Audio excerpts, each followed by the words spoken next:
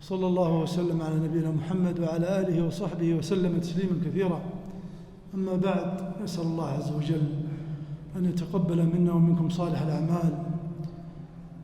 أيها الأحبة، تحل مواسم الخيرات على المسلم فيستغلها أيما استغلال. تجده يواظب على الصلاة، على الأذكار، على الأعمال الصالحة، ولكن ما إن تنقضي هذه الموسم حتى ينكس على عقبيه إلا أن يشاء الله عز وجل. والله عز وجل أمرني وأمرك بأمر عظيم، وهو أن نستمر ونداوم على العبادة. العبادة لا تتحدد بوقت معين، لا، إنما مستمر. يقول الله عز وجل: واعبد ربك حتى يأتيك اليقين. متى تتوقع الموت يجيك؟ خريج تخرج من جامعة الملك خالد قسم الطب، أمس يلعون يقولون توفي فلان، كم بذل من الأوقات وكذا من أجل أن ينال هذا المنصب، لكن ما كتب الله عز وجل. فالله عز وجل: واعبد ربك حتى يأتيك اليقين. ويقول صلى الله عليه وسلم عندما سئلت عائشة عن أحب الأعمال إلى النبي صلى الله عليه وسلم: أي عمل كان أحب إلى النبي صلى الله عليه وسلم؟ قالت: الدائم، يعني الذي يستمر. ولذلك يقول صلى الله عليه وسلم: أحب الأعمال إلى الله أدومها وإن قل لكنها إيش؟ مستمرة. ولذلك يحكي لنا الصحابة رضوان الله عليهم أحواله صلى الله عليه وسلم في المداومة على الأعمال الصالحة. انظر ماذا يقول حذيفة بن اليمان، قال: كان صلى الله عليه وسلم إذا حزبه أمر، إذا ضاق عليه أمر، إذا ادلهم أمر، قال: فزع إلى الصلاة. ذهب إلى وين؟ إلى الصلاة. ولذلك عبد الله بن عباس كان راكب على راحلته، قالوا: يا ابن عباس، نعزيك في أخيك قثم. فنزل من راحلته وأخذ يصلي ركعتين. قالوا: نعزيك فتصلي ركعتين؟ قال: لم تسمعوا لقول الله عز وجل: واستعينوا بالصبر والصلاة؟ أنا أبغى أستعين بالصلاة على إيش؟ على أن الله يصبرني على فقد أخي. هذا كان هديه صلى الله عليه وسلم. وأسامة بن زيد أيضا يقول: يا رسول الله، إنك تصوم حتى لا تكاد تفطر، وتفطر حتى لا تكاد أن تصوم إلا يومين، إن دخل في صيامك صمتهما، وإلا إن دخل في صيامك وإلا صمتهما، يعني في وقت آخر. قال: يا أسامة، أي يومين؟ قال: الاثنين والخميس. يعني كان النبي صلى الله عليه وسلم إيش؟ يداوم عليهم. قال: يا أي يومين؟ قال: الاثنين والخميس. قال: ذلك يومان تعرض فيهما الأعمال على الله عز وجل، فأحب أن يعرض عملي على الله عز وجل وأنا صائم. إذا يداوم عليه صلى الله عليه وسلم على الأعمال الصالحة. هل للأعمال الصالحة ثمرات في حياتنا الدنيا وفي الآخرة؟ ثمرات كثيرة. أولى الثمرات الاتصال بالله عز وجل. يا أخي، أنت لما أتيت إلى الصلاة الآن اتصلت بالله ولا لا؟ اتصلت بالله عز وجل. ولذلك تعجب من بعض الناس في الصلاة، حتى هو في الصلاة ما يقطع اتصاله بالخارج، يدق عليه الجوال فيخرجه ويتلفت فيه ويدخله مرة ثانية. قال: الله أعلم من إيش يبغى مني هذا لما اتصل به في هذا الوقت، ضيع عليه صلاته كلها. ولذلك اقطع اتصالك إلا بالله عز وجل. دوام الاتصال بالله عز وجل. إذا دومت الاتصال بالله عز وجل يسر لك أمور، ثبتك على دينه، ويسر لك أموره، وأبعدك عن الانحرافات. كم من واحد ينتكس لأنه قليل الاتصال بالله عز وجل. نسمع عنه ناس كانوا الآن قالوا والله سوى كذا وسوى كذا وسوى. لماذا؟ قل اتصاله بالله عز وجل حتى قطعه، فتركه الله لنفسه فأخذله. الأمر الثاني الاستظلال بظل الله عز وجل يوم القيامة. والله إنك تتمنى ظل ذلك اليوم، لأن الناس يلجمهم أحيانا العرق يأتيه إلى ركبتيه، وأحيانا إلى حقويه وسطه، وأحيانا يعني يلجمه لجاما مع أنفه من شدة اليوم هوله.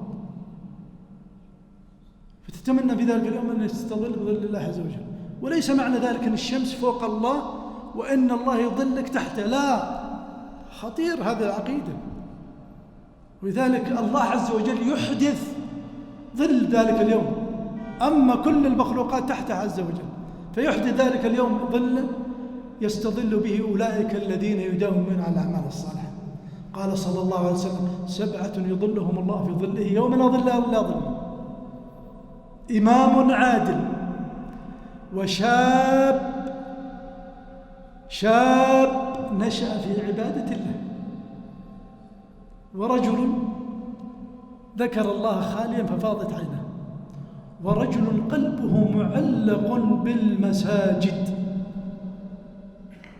ورجل دعته امرأة ذات منصب وجمال فقال: إني أخاف الله رب العالمين، ورجل أنفق نفقه فأخفاها حتى لا تعلم شماله ما أنفقت يمينه. هؤلاء 7. إيش العلاقة اللي بين هؤلاء؟ دوام العمل الصالح. الثمرة التي بعدها أن اللي يداوم على العمل الصالح يعتبر من المرابطين.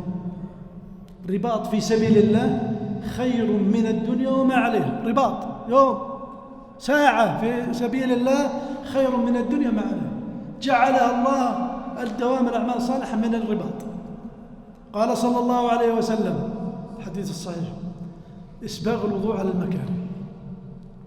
في البرد يسبغ الوضوء. طيب في الحر، ترى عندنا في أبها ما في حر، تنزل عليك الموية باردة صيف وشتاء، لكن في المناطق الحارة والله أشد من كأنها سخانة.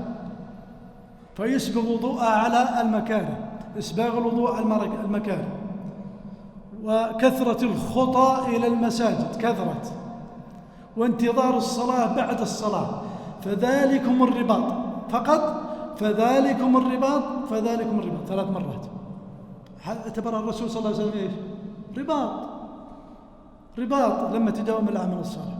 فاضل المرابطين. ألا تحب أن تكون من المرابطين؟ كل واحد يريد أن يكون من المرابطين. الذي بعدها أن تنال محبة الله عز وجل. الله أكبر. إذا أحبك الله يسر لك أمور الدنيا والآخرة. اللهم اجعلنا من المحبوبين عند الله. ولذلك يقول الله عز وجل في الحديث القدسي: ولا يزال عبدي يتقرب إلي بالنوافل. يتقرب، استمر، دوام العمل الصالح حتى أحبه.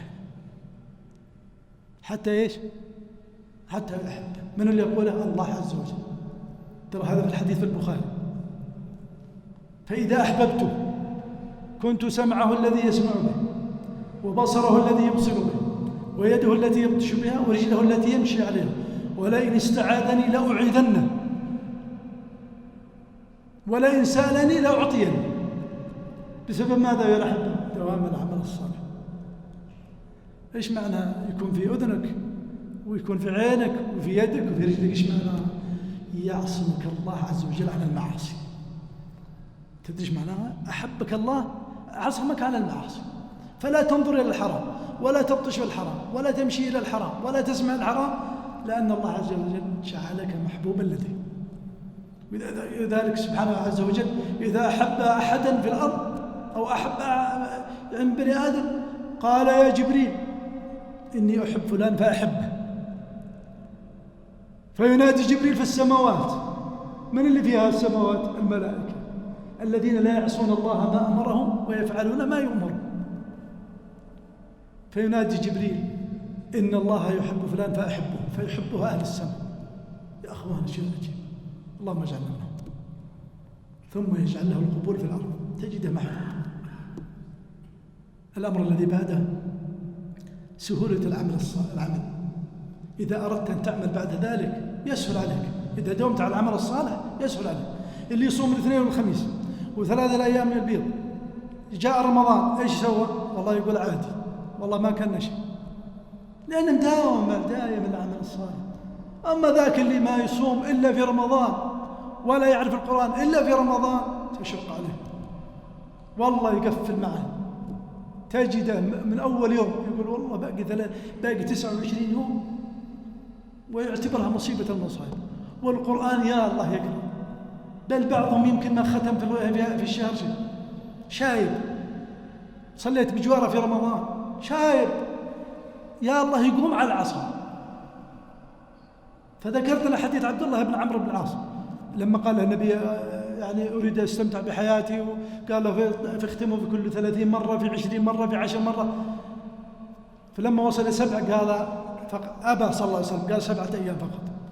قال يا ولدي والله أنت من غير 7 أيام.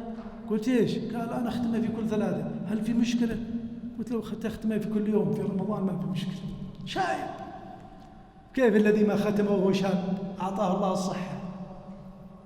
فلذلك يعني يسهل عليه. ولذلك الله عز وجل يقول والذين جاهدوا فينا لنهدينهم سبلنا، يسر الله سبله. ومن يتصبر، يقول صلى الله عليه وسلم ومن يتصبر يصبر الله عز وجل. الأمر الذي بعده استمرار أجر، دوام العمل الصالح، استمرار الأجر. كيف؟ أنت سافرت أو مرضت وكنت تصوم أيام البيض وتقوم الليل، لكن ما قدرت تقوم ذاك الليل، مريض، أو سافرت في أيام البيض ما صمتها لأنك مسافر، يكتب الله عز وجل لك الأجر. فضل عظيم ولا ما هو فضل عظيم؟ فضل عظيم. وأنت جالس يكتب لك، لأن لك إيش؟ لك سابقة. وإيش السابقة؟ العمل الصالح. يقول صلى الله عليه وسلم ما من عبد إذا مرض العبد أو سافر كتب له ما كان يعمل صحيحا مقيما. كتب له ما كان يعمل إيش؟ صحيحا مقيما. الذي بعده تفريج الكرب.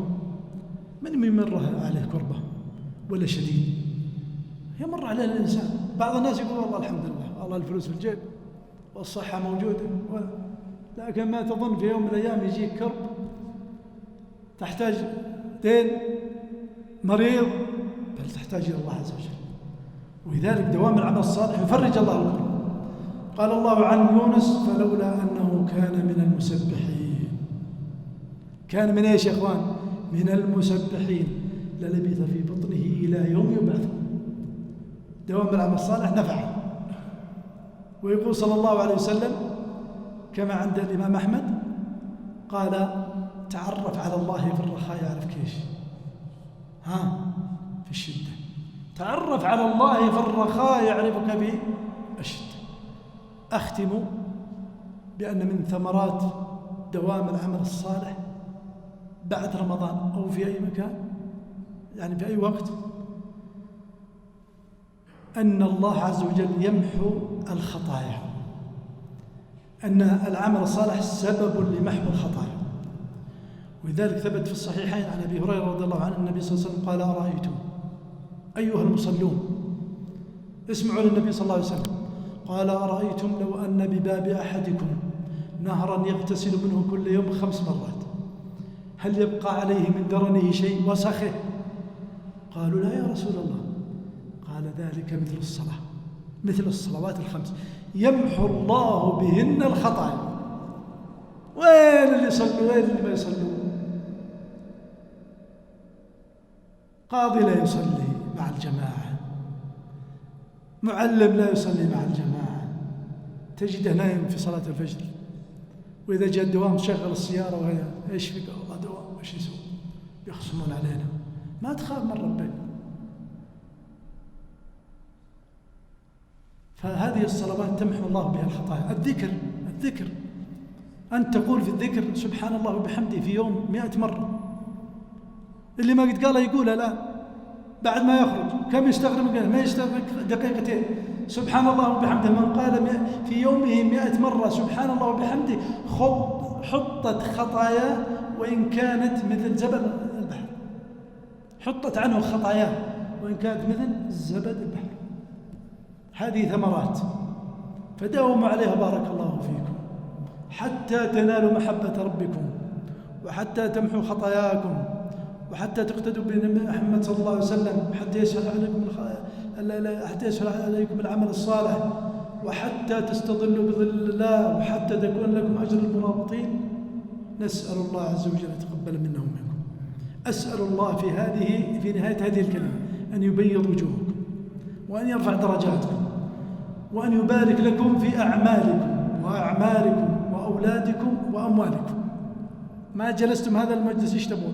تبغون ما عند الله، فالله كريم، فاجلس صل ركعتين وقل يا رب والله جلست الليل أسمع هذه والله حبا فيك، أسألك يا رب أن تفرج هم إذا كان عندك هم، فنسأل الله أن يفرج هم المهمومين وينفس كرب المكروبين.